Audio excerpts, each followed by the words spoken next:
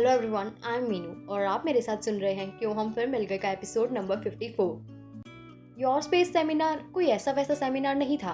ये एक बहुत बड़ा सेमिनार था जो पिछले कई सालों से डायमंड सन्स कंपनी ही अपने नाम करती थी।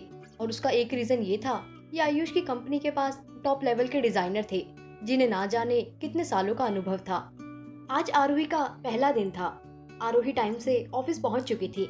जैसे ही आरोही ऑफिस के अंदर घुसती है वैसे ही उसे ये एहसास होता है कि पता नहीं क्यों पर हर किसी की नजर आरोही को ही देखे जा रही थी। इस सब को इग्नोर करते हुए आरोही सीधे रिसेप्शन पर जाती है। रिसेप्शनिस्ट आरोही को देखकर कहती है, गुड मॉर्निंग मैम, आपका कैबिन टॉप फ्लोर पर है, यहाँ नीचे नहीं। और एक और बात, ये फाइल ले लीजिए, यही वो प्रोजेक्ट है जिसके ऊपर आपको काम करना शुरू करना है। आरोही के लिए अपना खुद का कैबिन पाना एक बहुत बड़ा झटका था। अभी अभी उसने ऑफिस ज्वाइन किया था और इतनी जल्दी उसे अपना खुद का कैबिन भी मिल गया था। रिसेप्शनिस्ट आरोही को वो फाइल देती है और उसके बाद आरोही को ऊपर लेकर जाने लगती है। आरोही ने एक भी बार फाइल की तरफ नहीं देखा था। वो बस यही सोचे जा रही थी कि क्यों उसे टॉप फ्लोर पर रखा गया है, सबसे अलग। रिसेप्शनिस्ट आरोही को उसका रूम दिखाती है जो कि आयुष के कमरे के बिल्कुल साइड में था। आरोही एक पल को आयुष के कैबिन की ओर देखती है, लेकिन अगले ही पल वो अपनी नजरें फेर लेती है। आरोही अपने कमरे के अंदर जाती है और अपनी खुद की कुर्सी पर बैठ जाती है।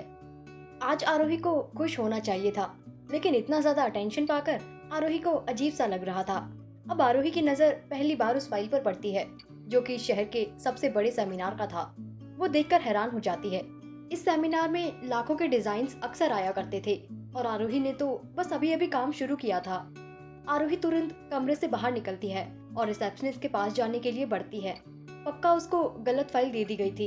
वो लिफ्ट का बटन जैसे ही दबाती है, लिफ्ट खुलती है और सामने आयुष था। आयुष आरोही को मुस्कुरा कर देखता है, लेकिन आरोही के एक्सप्रेशन आयुष से बिल्कुल नॉर्मल थे। कहीं जा रही हो? आयुष आरोही से सवाल करता है।